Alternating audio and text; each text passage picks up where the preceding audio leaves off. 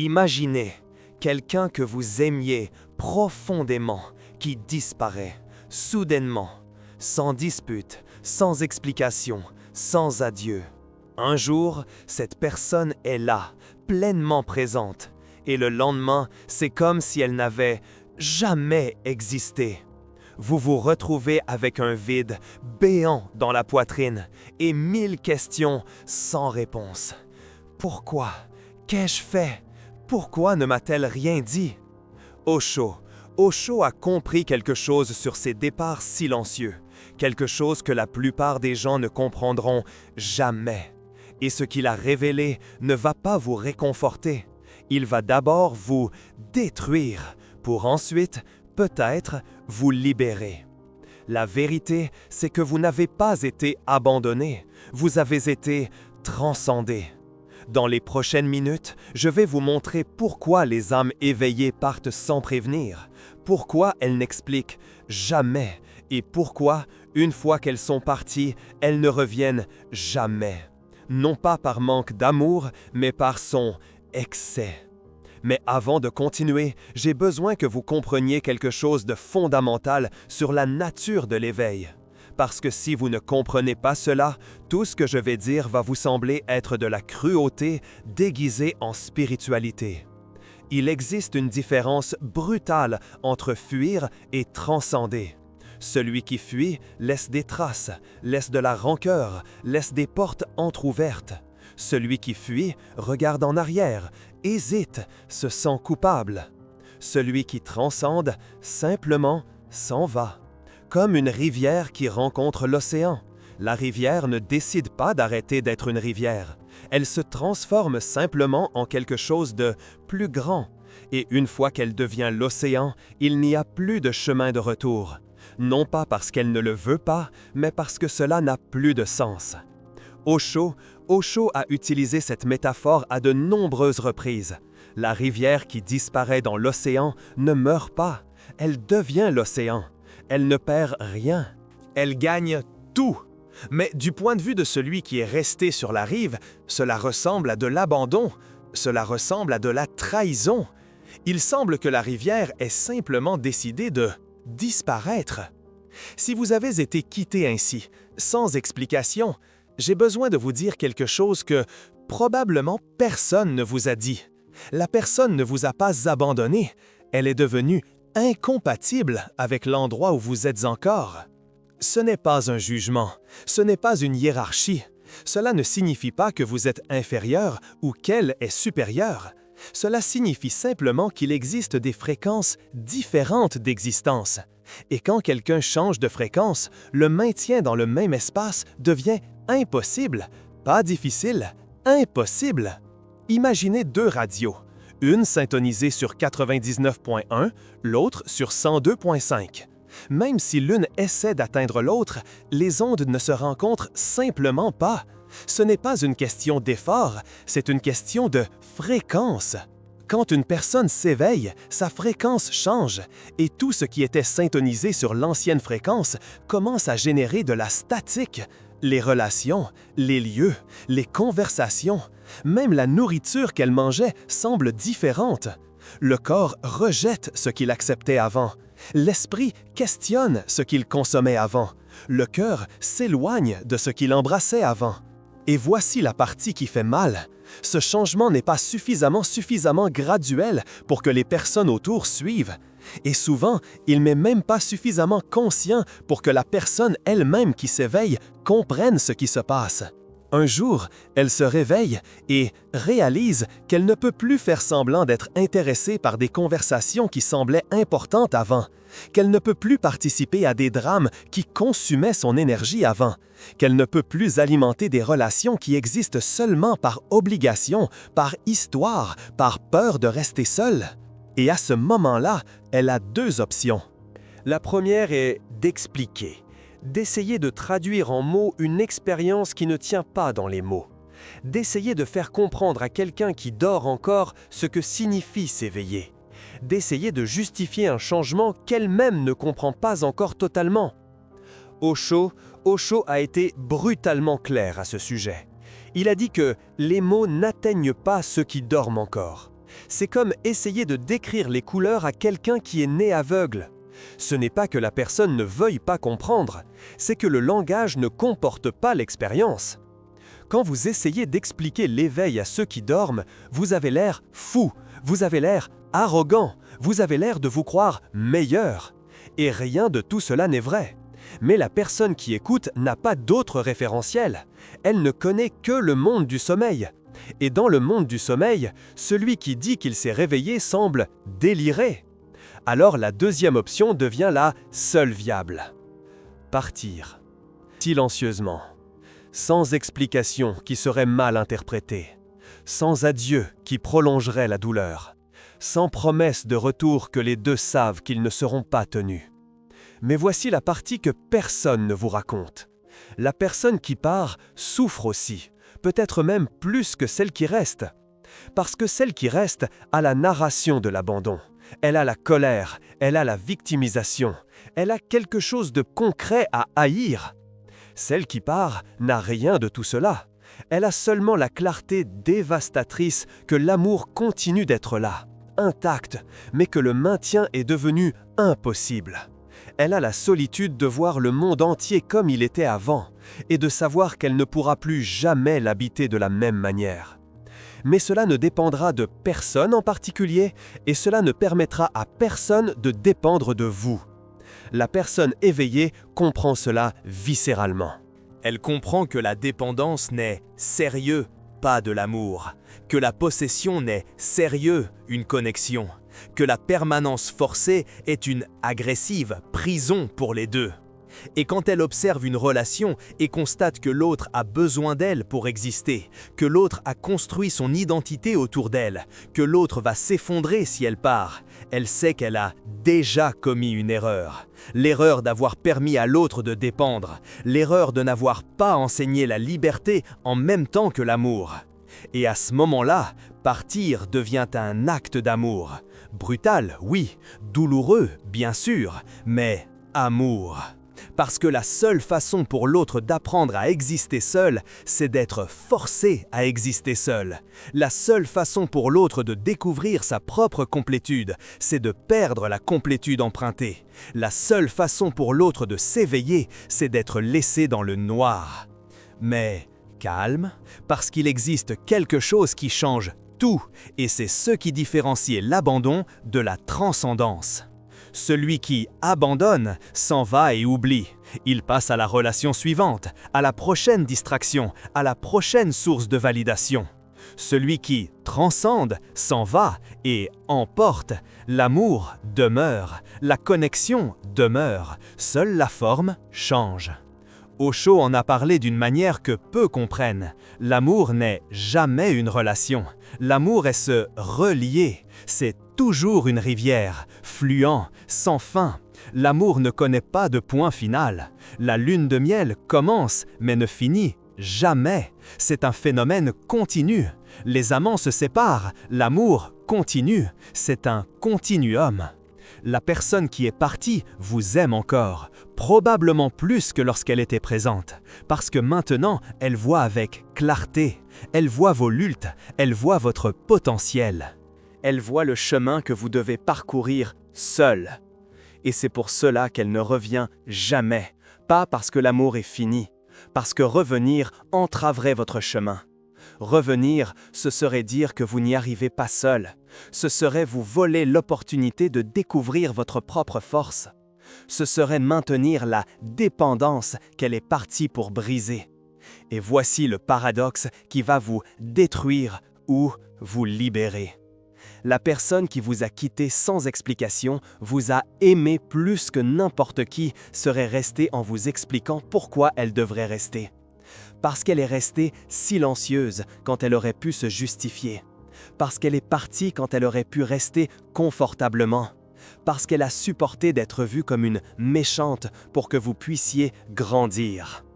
Osho a dit un jour que beaucoup de gens sont venus et repartis, et que cela avait toujours été une bonne chose, parce qu'ils avaient libéré de l'espace pour des personnes meilleures. Je n'ai jamais été un perdant. Cette phrase semble froide, elle semble arrogante, mais regardez de plus près. Il ne dit pas que les personnes qui sont parties n'étaient pas importantes.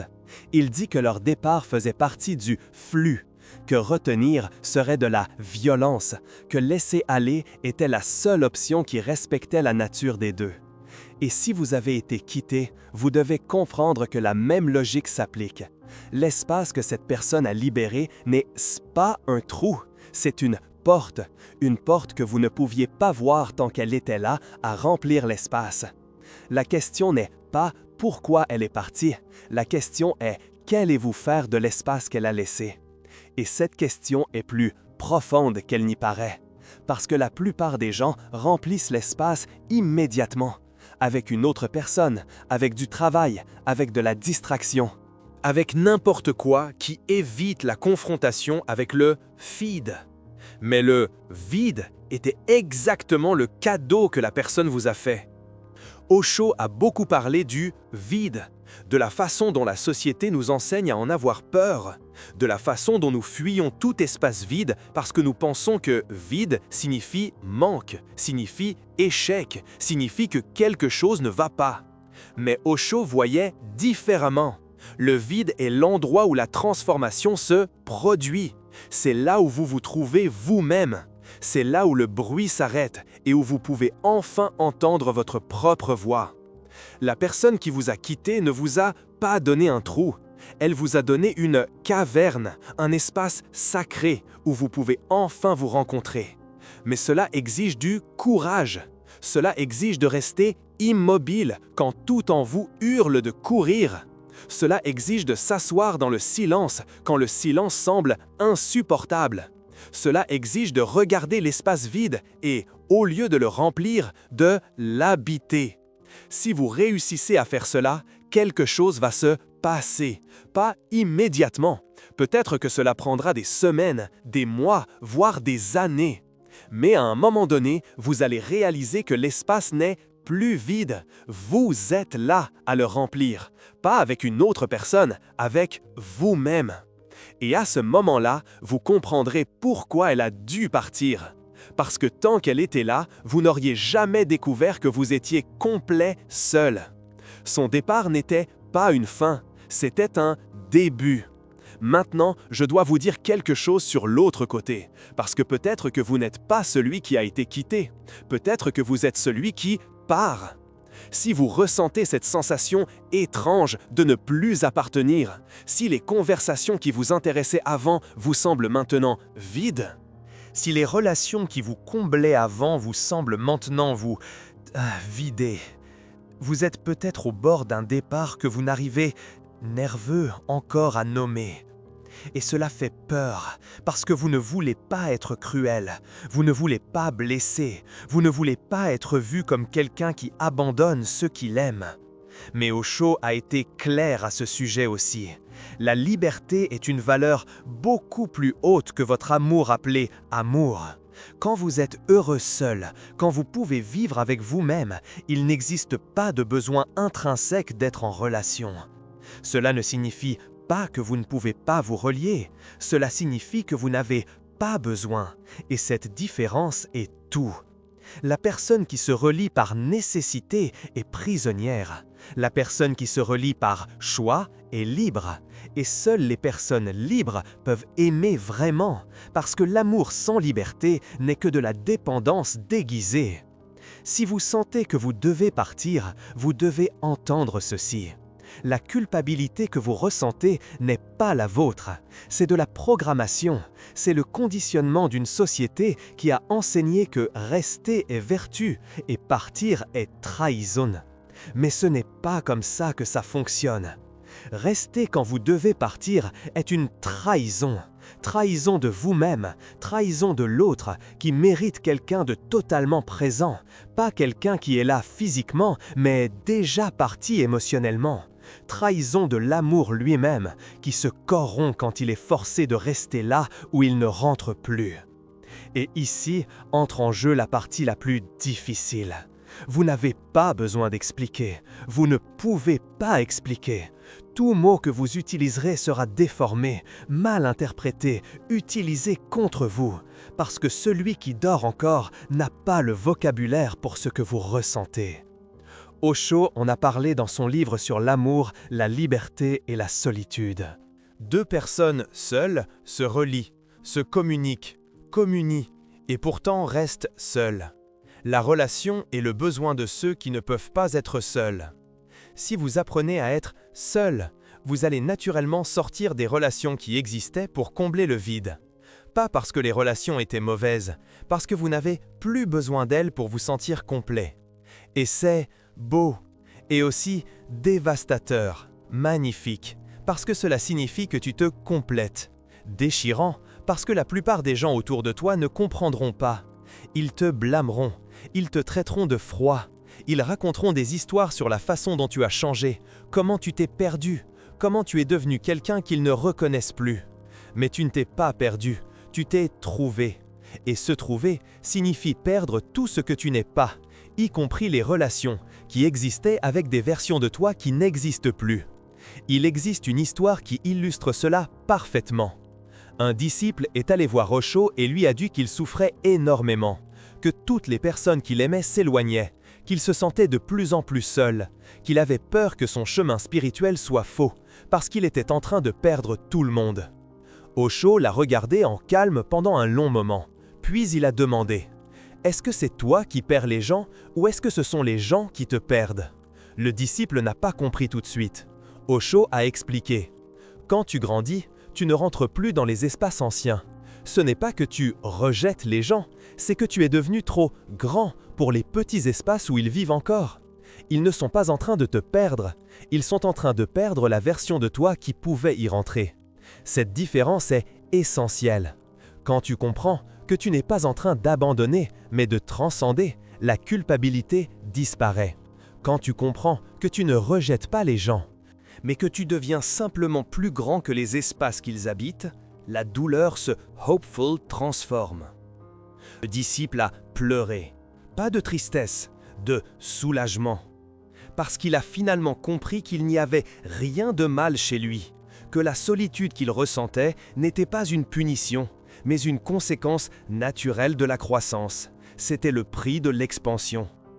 Et Osho a dit quelque chose qui a tout changé pour lui. La solitude de l'éveil n'est pas la même solitude que celle de celui qui est perdu. C'est la solitude de celui qui est au sommet de la montagne. De là, tu vois tout avec clarté.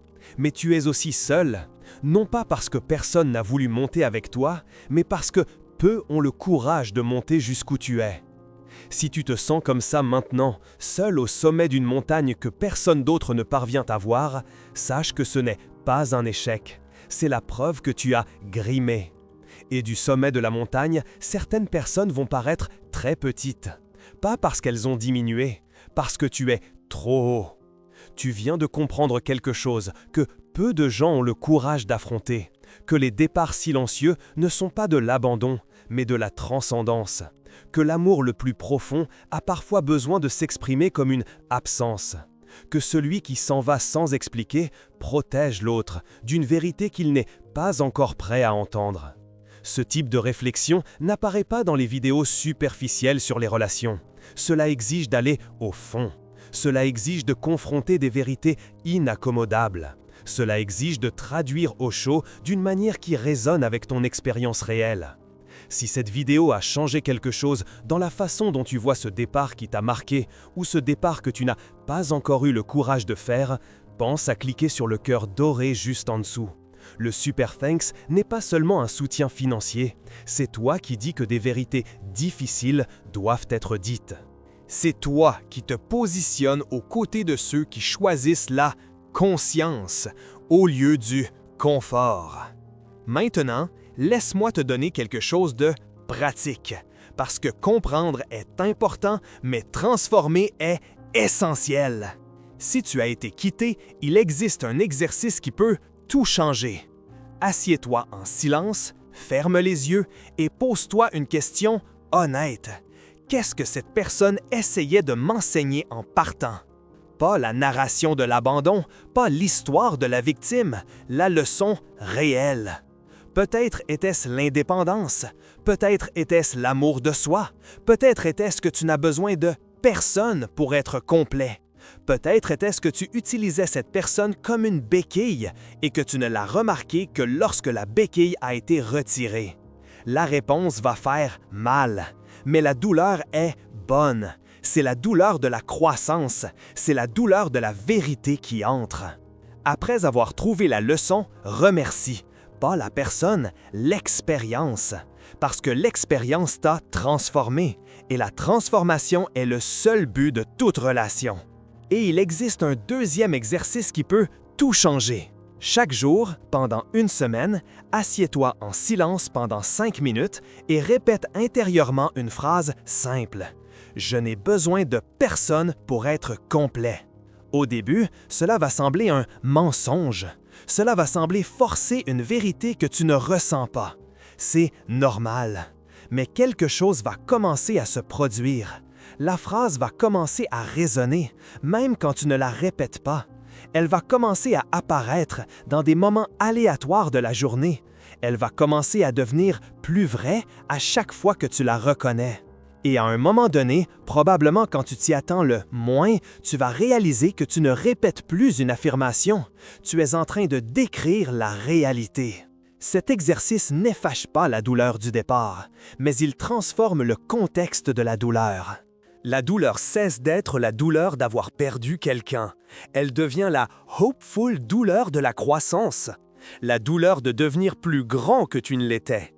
Et cette deuxième douleur est sacrée, parce qu'elle mène quelque part, parce qu'elle a un but, parce qu'elle est vraiment temporaire. Si c'est toi qui as besoin de partir, l'exercice est différent. Observe ton corps quand tu penses à rester. Où ça bloque, où ça se contracte, où ça fait mal. Le corps sait avant l'esprit. Le corps est déjà parti avant que tu aies le nerveux courage d'admettre. Alors la question n'est pas de savoir si tu dois y aller, mais de savoir quand tu vas avoir le courage de suivre ce que ton corps sait déjà. Osho dirait que tu n'as pas besoin de justification, tu n'as pas besoin de permission, tu n'as pas besoin que l'autre comprenne. Tu as seulement besoin d'être honnête avec toi-même et d'agir en accord avec cette honnêteté. Et voici quelque chose que peu ont le courage de dire. Il existe 3 types de personnes qui partent. Le premier type part par peur. Il fuit les problèmes, il fuit les responsabilités, il fuit lui-même. Ce type ne transcende pas. Il répète le même schéma partout où il va, parce que le problème qu'il fuit est à l'intérieur de lui. Le deuxième type part par évolution. Il a grandi au-delà de l'espace où il était. Il ne parvient plus à respirer dans l'environnement ancien. Il ne parvient plus à faire semblant d'être qui il n'est pas. Ce type transcende vraiment. Il s'en va et ne revient jamais, parce que l'endroit où il est allé ne permet pas de retour. Le troisième type est le plus mystérieux. Il part par amour. Il comprend que sa présence empêche la croissance de l'autre. Il comprend que tant qu'il sera là, l'autre ne sera jamais forcé à découvrir sa propre force. Ce type part en saignant. Il part en aimant. Il part en souhaitant pouvoir rester. La plupart des gens ne connaissent que le premier type. C'est pourquoi ils jugent tous ceux qui partent comme des lâches ou des égoïstes. Mais si tu regardes cette vidéo, tu n'es probablement pas le premier type. Si tu ressens le besoin de partir et qu'en même temps tu ressens de la douleur à cause de cela, tu es le deuxième ou le troisième type. Et pour ces 2 types, le départ est inévitable. Ce n'est pas un choix, c'est une conséquence de ce que tu es devenu. Tu peux retarder, tu peux faire semblant pendant encore un certain temps, tu peux essayer de te convaincre que tu peux faire en sorte que ça fonctionne. Mais au fond, tu sais que c'est déjà fini. Tu sais que ton corps est déjà parti. Tu sais que tu attends seulement que ton esprit ait le courage de suivre. La partie la plus libératrice et la plus effrayante. Personne ne peut te donner la permission de partir et personne ne peut t'empêcher de rester. Le choix est le tien. Il l'a toujours été. Il le sera toujours. Mais il existe un dernier éclair de lucidité qui change tout. Tu te souviens quand Osho a dit que la rivière disparaît dans l'océan, qu'elle ne meurt pas, qu'elle devient quelque chose de plus grand? Tu es la rivière, et tu es aussi l'océan, et tu es aussi celui qui reste sur la berge. Tu es celui qui part, et tu es aussi celui qui est délaissé, et tu es aussi l'espace entre les deux. Quand tu comprends cela, les départs cessent d'être une tragédie. Ils deviennent une partie du flux, du même flux qui t'a amené vers cette personne et qui maintenant t'éloigne d'elle. La rivière ne pleure pas quand elle rencontre l'océan. Elle ne ressent pas de culpabilité. Elle ne présente pas d'excuses pour devenir plus grande. Et toi non plus, tu n'as pas à le faire. Il y a quelque chose d'autre que je dois te dire avant de terminer. Si tu as été quitté, une partie de toi attend peut-être encore que la personne revienne. Qu'un jour, elle frappe à la porte. Qu'un jour, elle t'envoie un message disant qu'elle a fait une erreur. Qu'un jour, tout redevienne comme avant. Cet espoir est humain, il est compréhensible, mais c'est aussi la chaîne qui te retient au passé. La personne ne reviendra pas parce qu'elle ne t'aimait pas, mais parce qu'elle sait que revenir, ce serait empêcher ta croissance, ce serait te maintenir dépendant, ce serait l'opposé de l'amour. Alors, le meilleur hommage que tu puisses lui rendre, c'est d'arrêter d'espérer et d'utiliser l'espace qu'elle a laissé et de devenir la personne qu'elle a toujours vue que tu pourrais être. Et si tu es celui qui part, sache que l'autre va t'attendre pendant longtemps, va te haïr pendant un temps, va te culpabiliser, va raconter des histoires sur ta froideur. Mais à un moment donné, peut-être des années plus tard, l'autre va comprendre, va percevoir que l'espace que tu as laissé était exactement ce dont il avait besoin, va remercier, même s'il n'aura jamais la chance de te le dire. Et cela suffit. Dis-moi en commentaire si tu es celui qui a été quitté sans explication ou celui qui ressent le besoin de partir et qui n'a pas encore eu le courage. Cette distinction révélera exactement où tu en es sur ton chemin. Je réponds à tous dans les 2 premières heures.